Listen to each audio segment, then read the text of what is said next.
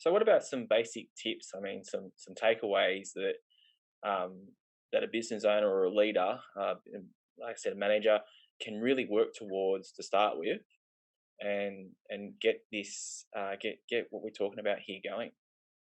So the first part of being an impactful leader is actually knowing yourself. So what do you stand for as a leader? What are your values? And then what's your your motivation? Because whether you know that or not, and what's your purpose, whether you know that, that comes out in everything that you do. So if you're putting numbers over people, that will show in your Mm, action. You may say it in your words, but people are actually looking at your actions to see how that works. So when I'm working with leaders, whether that be one-on-one in coaching or whether that be from a business perspective, it is first of all about getting the leaders really connected with who they are and what they stand for. Other ones could be get a coach and a mentor, because you cannot up level yourself as a leader and with impact without having someone to sort of mirror, reflect, and sort of shine a light on some of the blind points that you may have, like the blind spots. We all have them. I certainly have them. I have had several coaches across my career that I've engaged just on a personal basis to help me break through to new levels of impact.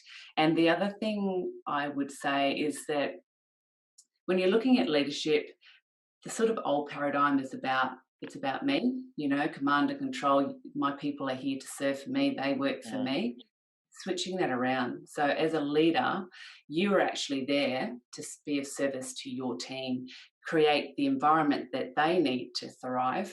And by doing that and unleashing and taking the time to really spend on their development and how to make them, achieve the goals that they want to achieve and perform to the levels that they want, because then in return, you get like a high performing environment. So, it's actually flipping it around to say, how can I be of service to my people, and create an environment where they want to stay and they're thriving, and it becomes this really flowing, rather than this tense, construct that doesn't serve either the leader, the individual employee, or the business. And I would finish off with saying that the power is in your people, and it's not in focusing solely on the dollar and managing it just from a dollar perspective. That is absolutely critical. And I promise you, you put everything into your people, that dollar will go up beyond previous unimagined levels. So, really focus on igniting the potential of each individual and then the team as a collective. yeah, I want to touch on. I think it was your second or third tip, uh, and a lot of, I think when we think about coaches, or particularly in a business sense, uh, I would say that a lot of people think that it's just the business owner, but it can also be for the employees, or even as an employee yourself. You can always get a career coach, someone to guide you. It's like, and the way I sort of look at it is, um, whether you want to call it advisor, coach, whatever the term is, the way you want to phrase it or describe it. But it's so important. Like, in sports, like we all have coaches. You look at all the high performing football, soccer teams and all that out there, they have a coach behind them. Really. So, if you want to be successful in whatever it is you're doing, having a mentor there to help you along the way is so imperative and so important. And like, I think both of us, like, we both know each other really well. And I think we've both individually kicked goals because we've had someone there beside us to actually help us along the way.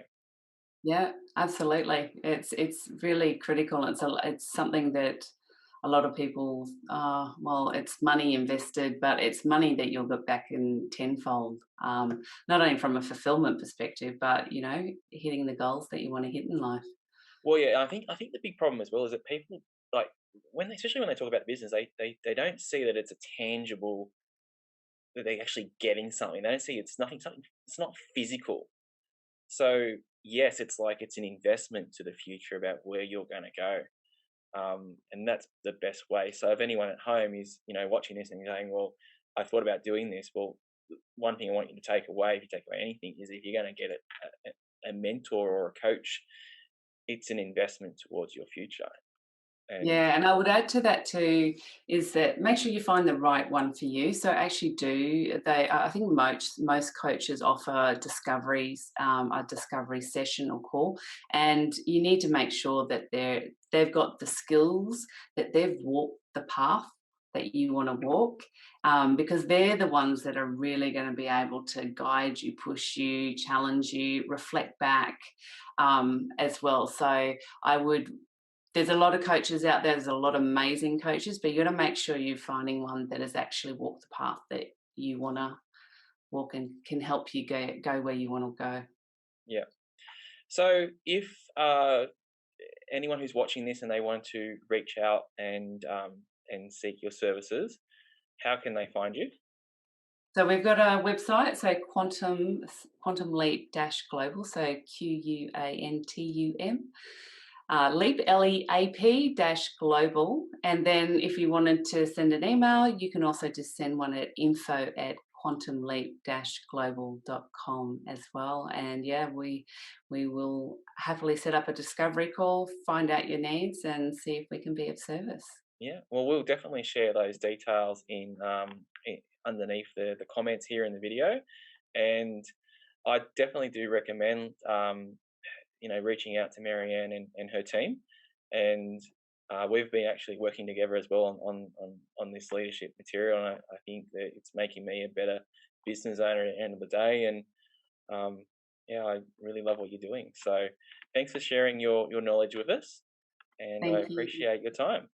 Yeah, thanks for having me. Cool. All right. Thanks. See you guys.